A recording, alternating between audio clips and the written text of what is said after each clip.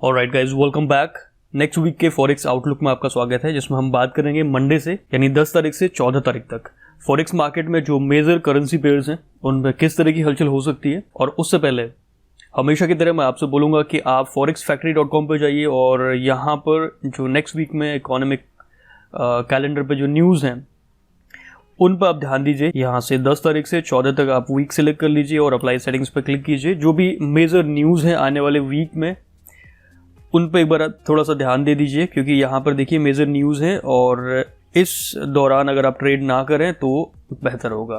ठीक है, मंडे को बहुत सारे इंस्ट्रूमेंट बंद होंगे, जो ओपन भी होंगे तो उन पर स्प्रेड आपको हाई मिलेगा, तो मैं रेकमेंड नहीं करूँगा कि आप मंडे को ट्राई करें ट्रेड करने का।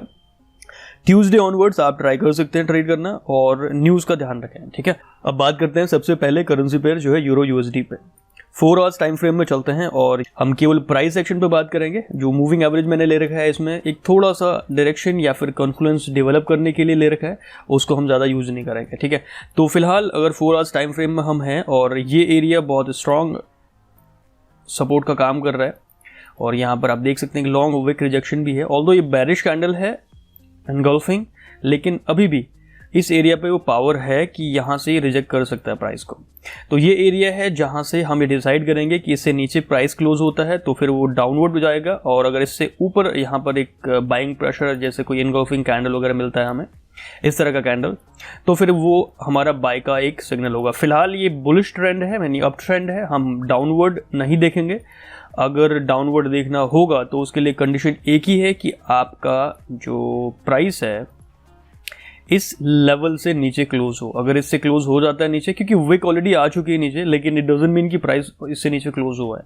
अगर इससे नीचे 4 आवर्स में क्लोज हो जाता है, वो भी एक स्ट्रॉन्ग प्रेशर के साथ, मतलब उसमें कोई भी एक ऐसा सिग्नल मिले हमें, तो फिर हम डाउनवर्ड देख सकते हैं और ये लेवल होगा अगला हमारे पास। अगर ऐसा नहीं होता, यहाँ से हमें रिजेक्शन मिलता है, अपवर्ड डायरेक्शन में पुश मिलता है, तो हमारे सामने एक नेक्स्ट लेवल है जो रीसेंट स्विंग है, यानी लास्ट जो स्विंग हाई बनाया है पास्ट में, वो ये लेवल है। इस लेवल तक आप टारगेट कर सकते हैं प्राइस का।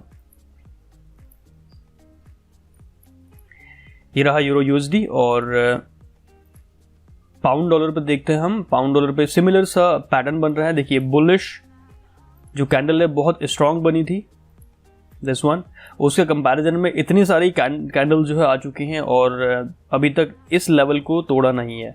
तो कह सकते हैं कि बुलिश प्रेशर के कंपैरिजन में यहाँ पर जो बेयर्स हैं वो बहुत ज़्यादा फेड साउंड कर रहे हैं। और छोटे टाइम फ्रेम में चलते हैं एक बार फिर से, तो एक प्रकार का ये चैनल बन रहा है यहाँ पर। इस चैनल को अगर प्राइस एक बार ब्रेक कर देता है उसके बाद हम मोस्ट लाइकली अपवर्ड जाएगा ये, क्योंकि इस एरिया में पास्ट में भी एक यहाँ पर एरिया है जो कि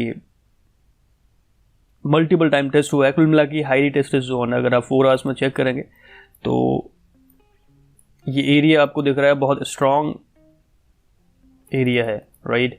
तो इस जोन पे कहीं ना कहीं हमें एक रिजेक्शन मिल सकता है, भले ही प्राइस एक लॉन्ग विक बनाए नीचे इस तरह से और उसके बाद वापस यहाँ पर आके क्लोज हो जाए कुछ इस तरह का। तो ऐसा कोई भी बुलिश पैटर्न हमें मिलता है तो हम इस एरिया में बाय की सोचेंगे, क्योंकि जो ट्रेंड है वो भी अप ट्रेंड है और यहाँ पर एक ट्रेंड लाइन का सपोर्ट भी हमें देखने को मिल सकता है कुछ इस तरह से। तो कुल मिला के एक मल्टीपल एक एरिया ऑफ कॉन्फ्लुएंस बनता जा रहा है ये एरिया। ठीक है, यहाँ पर 1 घंटे के चार्ट में 200 पीरियड का मूविंग एवरेज भी है। तो इस तरह का एक पैटर्न है। अगर यहाँ पर इससे ऊपर हमें प्राइस एक हैवी बाइंग प्रेशर के साथ दिखता है और ये ट्रेंड लाइन टूट जाती है, ऊपर वाली जो चैनल बन रहा है वो टूट जाता है, तो हम यहाँ पर बाय की सोच सकते हैं और स्टॉप लॉस उससे नीचे, और आपका जो भी 1:1 या 2 आप टारगेट सेट कर सकते हैं। कुल मिला के बाइंग अपॉर्चुनिटी है पाउंड डॉलर पे भी। अब बात करते हैं हम नेक्स्ट करेंसी पे जो है Aussie dollar. Alright, Aussie dollar although similar सा पैटर्न बनाता है, लेकिन फिलहाल यहाँ पर देख सकते हैं क्योंकि सारे करेंसी पेयर्स अलग अलग हैं, भले ही कोरिलेशन होता है लेकिन कोरिलेशन का इतना बड़ा इम्पैक्ट नहीं आता कि सारे पैटर्न सेम बनेंगे। चार्ट पैटर्न भले ही आपको जो कोरिलेटेड करेंसी पेयर्स हैं उनके कभी कभी बाई या सेल के जो प्रेशर है वो आपको सिमिलर दिख सकते हैं, लेकिन आप पूरा चार्ट एनालाइज करेंगे तो दोनों में बहुत ज़्यादा डिफरेंस है। और यहाँ पर अगर देखा जाए तो यहाँ पर थोड़ा सा इस एरिया को आप गौर से देखिए, ये एक चैनल बन रहा है पैरेलल चैनल और इससे जो है नीचे प्राइस क्लोज हो चुका है। तो यहाँ पर ये एक और एरिया है दिस वन, यहाँ पर ये जो जोन है अगर ये टूट जाता है तो उसके बाद हम प्राइस को एक्सपेक्ट कर सकते हैं कि एक हैवी सेलिंग प्रेशर के साथ इस लेवल तक जाने का हम वेट कर सकते हैं। तो एक सेलिंग अपॉर्चुनिटी हो सकती है लगभग 70 पिप्स के आसपास की, और वहीं पर अगर प्राइस डायरेक्टली यहाँ से नीचे क्रैश ना होके यहाँ पर एक पुल बैक लेके यहाँ पर एक हैवी सेलिंग प्रेशर दिखाता है तो ये एक और सेफर एंट्री मानी जाएगी। यहाँ से स्टॉप लॉस ऊपर और टारगेट आप नीचे सेट कर सकते हैं। फिलहाल ये एक डाउन ट्रेंड में चल रहा है और डाउन ट्रेंड में हम सेल की तरफ ही सोचेंगे, ठीक है। अब बात करते हैं नेक्स्ट करेंसी पेयर जो है USD JPY। USD JPY की अगर बात करें तो डेली टाइम फ्रेम के हिसाब से ये एक लो बना चुका है और उसके बाद हम यहाँ पर एक्सपेक्ट कर रहे हैं एक लोअर हाई की जो कि बना चुका है। उसके बाद वापस प्राइस इस रेंज में है, फिलहाल इस रेंज के विद इन है, तो ये एक इंटरनल रेंज कहलाता है। तो इस सिचुएशन में हमारे सामने 4 आवर्स में चलते हैं और 4 आवर्स में हमारे सामने कुछ इस तरह का पैटर्न दिख रहा है, देखिए।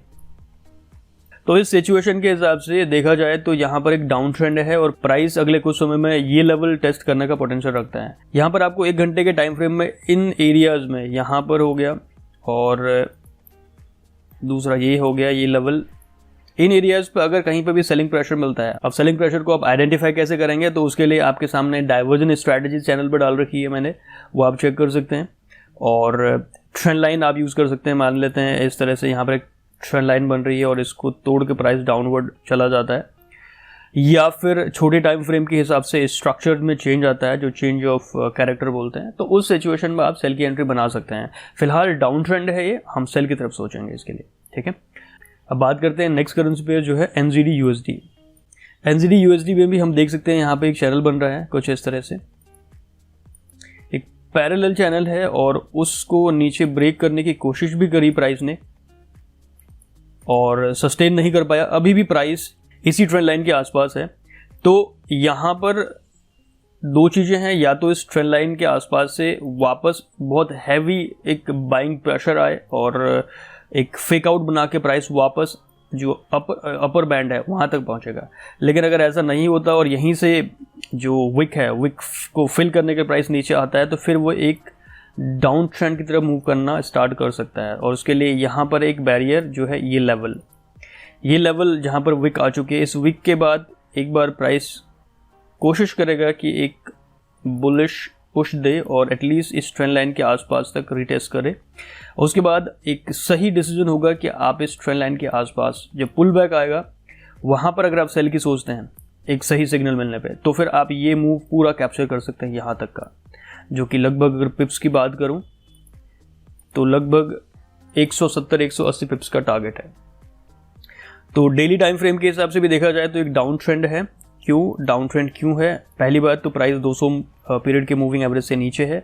दूसरा, अगर आप स्मार्ट मनी कॉन्सेप्ट या फिर प्राइस एक्शन की बात करेंगे तो यहाँ पर हमने जो लो है, पिछला लो, ये तोड़ दिया था। ये लेवल तोड़ के एक चेंज ऑफ कैरेक्टर हमारे सामने आया था, ठीक है, इससे नीचे प्राइस आया था। उसके बाद हम एक्सपेक्ट कर रहे हैं एक लोअर हाई का, जो कि हमारे सामने ये बन चुका है। अब यहाँ पर क्या ये लोअर हाई है या नहीं है, इसको डिफाइन करने के लिए हमारे सामने छोटे टाइम फ्रेम में हम चेंज ऑफ कैरेक्टर चेक करेंगे, जो कि हमें यहाँ पर मिल जाएगा इस लेवल पर। अगर इस लेवल को तोड़ के नीचे प्राइस क्लोज हो जाता है तो उस क्लोजर के बाद हमारे सामने वो एक डाउन ट्रेंड आ चुका है, छोटे यानी 4 आवर्स टाइम फ्रेम के हिसाब से। चेंज ऑफ कैरेक्टर क्या होता है और ब्रेक ऑफ स्ट्रक्चर क्या होता है, ये सारी चीज़ें अगर आपको जानना है तो कमेंट करके बताइए। मैं आपके सामने एक स्मार्ट मनी कॉन्सेप्ट का पूरा ट्यूटोरियल लेके आ जाऊंगा। वो एक पूरा कोर्स होगा, लगभग 1 आध घंटे का कोर्स होगा वो, ठीक है। तो आप कमेंट करके बताइए अगर आपको ज़रूरत है। उसमें अगर ज़्यादा रिस्पॉन्स मिलेगा तो मैं स्मार्ट मनी कॉन्सेप्ट पर एक वीडियो बनाऊंगा, ठीक है। और अब बात करते हैं लास्ट करेंसी पेयर जो है USD CAD। अब USD CAD के हिसाब से देखा जाए तो डेली टाइम फ्रेम में हमारे पास अभी चेंज ऑफ कैरेक्टर नहीं मिला हुआ है। छोटे टाइम फ्रेम में चलेंगे लेकिन डेली के हिसाब से ये अप ट्रेंड है, ठीक है। इस लेवल को प्राइस ने ऑल्दो एक डबल टॉप सा बना के आया हुआ है, लेकिन अभी भी ये लेवल जब तक ब्रेक नहीं हुआ है तो डेली के हिसाब से ये डाउन ट्रेंड नहीं है, अप ट्रेंड है। अब इट डजंट मीन कि वो 4 आवर्स में भी सेम ही होगा। 4 आवर्स में कंडीशन अलग हो सकती है। 4 आवर्स के हिसाब से चलते हैं हम। 4 आवर्स में फिलहाल जो है एक डाउन ट्रेंड चल रहा है। अब डाउन ट्रेंड क्यों चल रहा है? क्योंकि ये जो एरिया था यहाँ से चेंज ऑफ कैरेक्टर स्टार्ट हुआ था और उसके बाद प्राइस ऑल द वे नीचे आया यहाँ पर और फिर एक लोअर हाई बनाने की कोशिश करिए। अब ये लोअर हाई कब तक रहेगा, इसको देखने के लिए हम चलते हैं छोटे टाइम फ्रेम पर। छोटे टाइम फ्रेम में अगर आप देखेंगे तो आपके सामने higher highs and higher lows बन रहे हैं कंटिन्यू। सी, अब हमें यहां पर 1 घंटे के चार्ट में देखना पड़ेगा चेंज ऑफ कैरेक्टर, यही कहलाता है। यही एक डिटेल्ड वीडियो आएगी इसमें SMC पे। तो ये सारी चीज़ें हम जो ब्रेक डाउन होता है higher time frame to lower time frame, वो सारी चीज़ें उसमें सिखाई जाती हैं। तो अब देखिए यहाँ पर हम छोटे टाइम फ्रेम में आ चुके हैं। अगर हम देखें तो एक ट्रेंड लाइन जो बन रही है या फिर जो भी हमारे पास higher highs and higher lows बन रहे हैं, अब हमें यहाँ पर देखना होगा चेंज ऑफ कैरेक्टर। जैसे 1 घंटे के टाइम फ्रेम में हम देखते हैं तो यहाँ पर हमारे पास जो लास्ट स्विंग लो है वो ये है, यानी प्राइस को अगर डाउन ट्रेंड में मूव करना है 1 घंटे के टाइम फ्रेम के हिसाब से, तो इस लेवल को तोड़ के इससे नीचे क्लोज होना होगा। इससे नीचे अगर क्लोज हो जाता है प्राइस, यहां कहीं क्लोज हो जाता है, तो that will be a down trend छोटे टाइम फ्रेम के हिसाब से। तो इसी को हम फिर बड़े टाइम फ्रेम में कन्वर्ट करते हैं, राइट। तो इस तरह से कुल मिला के एक जूम इन जूम आउट वाली जो प्रैक्टिस है वो यहाँ पर देखी जाती है। और 1 घंटे के टाइम फ्रेम में जैसे ही हमें यहाँ पर चेंज ऑफ कैरेक्टर मिलता है तो उसके हिसाब से हम सेलिंग प्रेशर कितना है वो आइडेंटिफाई कर लेंगे, फिर वहां पर हम ट्रेड एग्जीक्यूट कर सकते हैं। सो गाइज, ये रहा weekly forex analysis next week का। अगर वीडियो पसंद आता है तो एक लाइक स्मैश करना ना भूलें और फ्यूचर वीडियोस के लिए चैनल को सब्सक्राइब करना बिल्कुल ना भूलिएगा। So with that said, this is your coach lastly spoken, signing off.